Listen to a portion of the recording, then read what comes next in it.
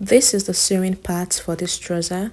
If you haven't seen the pattern drafting, I'll put the link in the description box.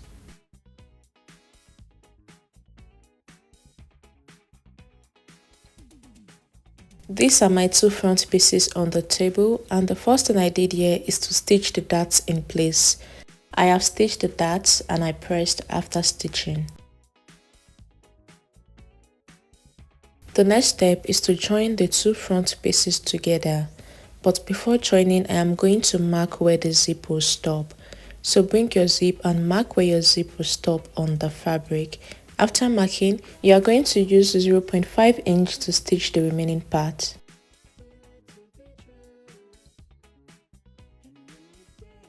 After I was done running that stitch, I pressed the upper part inside. As you can see what I have here, I pressed the upper part inside. And the next step is to bring in the fabric for the zipper fly.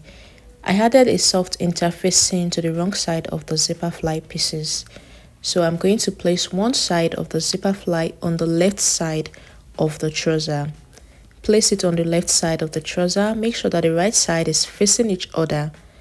And I am going to go ahead and run a stitch. My stitch will stop exactly the point where the zip will stop.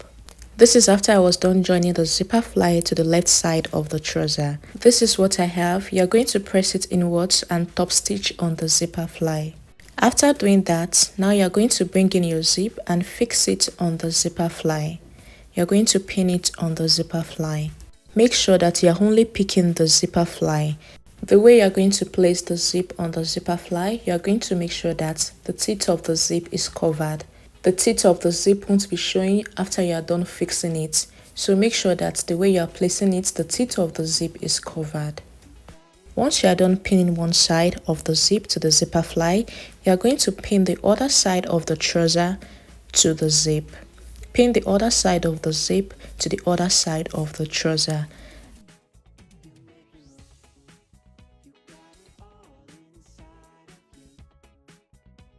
After pinning both together, this is what you should have. You can see that after pinning mine, the zip is properly covered. You can see it on the right side. This is what yours should look like also. Now you will take it to the sewing machine and run a stitch on your zip on both sides. The zip is fixed now. You can see my lines on the zip, and this is what the right side is looking like. You can take it to the ironing table and press the zip after stitching. Now the next step is to fix the second piece of the zipper fly. You're just going to place it on the zip like you see me doing, but make sure that the part you are pinning is the right side of the trouser. The part you are pinning is the right side of the trouser, and you're just going to go ahead and run a stitch on it. Just the same stitch you run on the zip, follow that same stitch you made on the zip. Just so you can know if you pin the other piece the right way, you are going to open up the zip. When you open it up, this is what the inside should be looking like. This is what you should have when you open the zip, and then go ahead and run that stitch to secure it together. I am done fixing it here, and this is what I have. The next thing I did here is to run a stitch on the zipper fly. The right side of the zipper fly, you're just going to run a stitch from the top and curve it in into the zip. Exactly what I am showing you here. Now to finish the inside of the two pieces for the zipper fly, you're just going to pick the ends together like this. The bottom part there, you're just going to pick it together and run a stitch on it, just to secure it together. Moving on to the back piece, I have stitched the darts for the back also. I have stitched the darts on the two pieces, and the first thing I am going to do now is to join the crotch area together. I will use a 0.5 inch to join it together. This is after I was done joining the two back pieces together.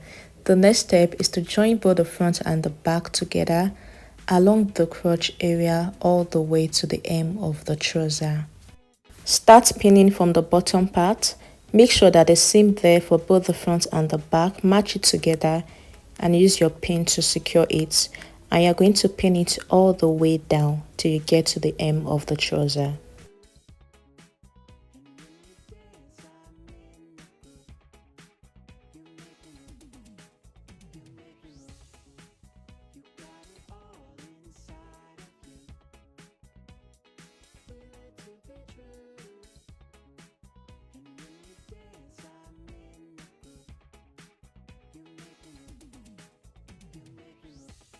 Since we added 0.5 inch to the side of the trouser, I am going to go ahead and join it with 0.5 inch. Now I'll pick the sides together also and I'll pin it together. Whatever allowance you added to the side when you transferred your pattern to fabric, you are going to use that same allowance to join it together. In case you are using a stretchy fabric, take note that you need to take in more than the allowance you added if you are using a stretchy fabric. But if you are using a non-stretchy fabric, use the same allowance you added when you transferred the patterns to fabric. I'll repeat the same process for the other side. Pin it all the way down. Pinning will help you, especially if you are using a stretchy fabric. If you don't pin, you'll realize that after stitching, one side of the trouser is longer than the other side. So to avoid that, pin it all the way down and go ahead and stitch. After joining all the parts I showed you earlier, I went ahead to use the overlocker to finish it up. So if you have an overlocker, you're going to use it to finish up all the raw edges. And after using the overlocker, I also pressed it properly. Please press your trouser as soon as you are done stitching. It is important for that nice finishing. Press it properly. And this is what the inside of my trouser is looking like. I also overlocked the hem of the trouser. Now I am going to flip it to the right side so that we can work on the band. I added a soft interfacing to all the lining pieces for the band. Like I said before, I have 2 pieces for the main fabric for the front and 2 pieces for the lining piece. And for the back, I have 2 pieces for the main band and 2 pieces for the lining piece. So for the lining piece for both the front and the back, I added a soft interfacing. The method you will use to join the band is lining to lining and fabric to fabric. You're going to join the lining piece for the band separately and the main fabric separately. You have to follow the pattern to join it. There is no how I can explain it to you. Just follow the markings you have on your band. Follow the way you labeled your band and join it together. The first part I am joining here is the side. I am joining it lining to lining and fabric to fabric on the side. The side band that will be on the side of the trouser. Whatever allowance you took in when you joined the side of the trouser is the same allowance you are going to use to join the side band together. You are joining the side of the front to the side of the back, lining to lining and fabric to fabric. I am done pinning the pieces together and I'll go ahead and run a stitch on them. After stitching, I'll bring it back and show you. After joining the pieces, I press the seam flat. The next thing I am going to do is to join the center back of the band together. The part that will be at the center back of the trouser. That is where I am going to join together now. I will use 1/2 inch to join it together. Don't forget you are joining it fabric to fabric and lining to lining. After joining that part, the next step is to join both the main fabric and the lining of the band together. Place the 2 pieces together, right side facing each other, and go ahead and pin it down. Make sure that where you have the joining on both pieces matches up together. I'll go ahead and use 0.5 inch to stitch the top of the band. Go ahead and stitch the top of the band.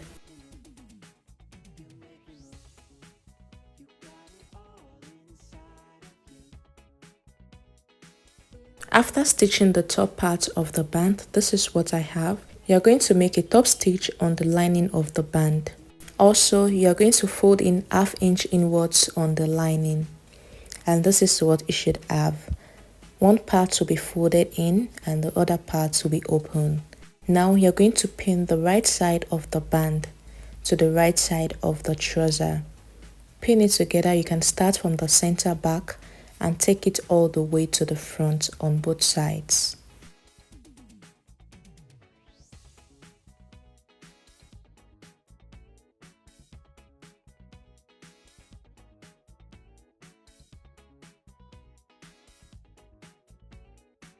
After pinning, take it to the sewing machine and use 1/2 inch to join the band to the trouser. I am done stitching one side of the band to the trouser. Now for this part on the center front, you are going to run a straight stitch to close it first before flipping it to the right side. Run a stitch to close that part, and then you can use any sharp object to bring out the pointed parts. You are going to repeat the same process for the other side of the front. The next step is to close the band on the trouser. Pin it all around like you see me doing.